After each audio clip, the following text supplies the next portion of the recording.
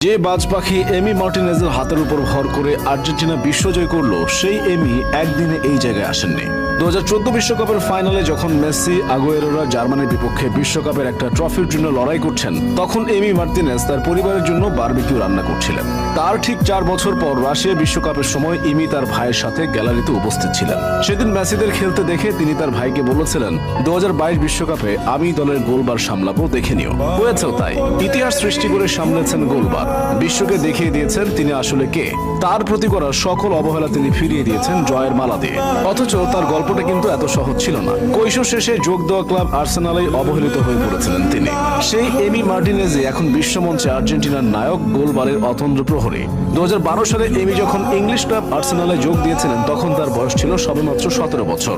গা থেকে তখনও কৈশোরের গন্ধ মুছেনি। কিন্তু দুর্ভাগ্যবশত এই অল্প বয়সে ক্লাব থেকে পান এক রাশ উপেক্ষা। উপেক্ষিত মার্টিনেজ অনেকগুলো মৌসুম ধারে কাটিয়েছেন Oxford United, Sheffield Wednesday, Rotterdam, Wolverhampton, Getafe, reading এর মতো ক্লাবগুলোতে।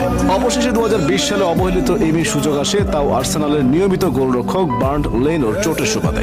সুযোগ পেয়ে নিজের জাত চিনিয়ে একের পর এক ক্লিন শট, দুর্দান্ত অতিমানবীয় সব সেভ করেও মৌসুম শেষে উপহার পেলেন সেই চিরচেনা উপেক্ষায়।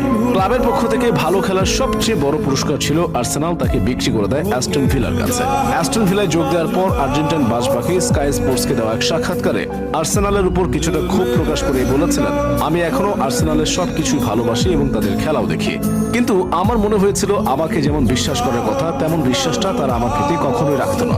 আর্সেনাল থেকে অ্যাস্টন ভিলায় গিয়েও এমি মার্টিনেজ রেখেছেন দক্ষতা এবং প্রতিভার সুস্পষ্ট ছাপ। অ্যাস্টন ভিলার ভাঙাচোরা রক্ষণের পেছনে উপহার দিয়েছেন জাদুকরী পারফরম্যান্স।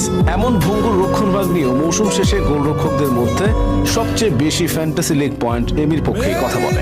এমন নজর করা পারফরম্যান্সে মার্টিনেজের ভাগ্যে উপেক্ষার পালা এখানেই সমাপ্ত হয়নি। আর্জেন্টিনা জাতীয় দলের বর্তমান কোচ মাস্টারমাইন্ড লিওনেল স্ক্যালোনির পক্ষ থেকে উপহার পেয়েছিলেন উপেক্ষা। দলের মূল গোলরক্ষক ফ্রাঙ্কো আরমানি করোনা ভাইরাসে আক্রান্ত হয়, শেষমেশ এমিকে সুযোগ দিতে বাধ্য হন স্ক্যালোনি। এলো লাতিন আমেরিকার শ্রেষ্ঠত্বের লড়াই, কোপা আমেরিকার সেমিফাইনাল। শেষ দুটো পেনাল্টি শুটআউটে হেরে স্বপ্নভঙ্গ হয়েছিল লিওনেল মেসির আর্জেন্টিনার। সেই দুঃসহ স্মৃতি বারবার ফিরে আসছিল।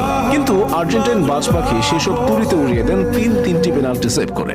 দলকে একাই নিয়ে যান ফাইনালে। এরপরের গল্প তো সবারই জানা। ডি মারিয়ার একমাত্র গোলে শক্তিশালী ব্রাজিলকে তাদেরই মাটিতে হারিয়ে 28 বছরের শিরোপার আক্ষেপ ঘুচে আর্জেন্টিনা। 22তম কাতার বিশ্বকাপেও নিজের জাত চিনিয়েছেন মার্টিনেজ।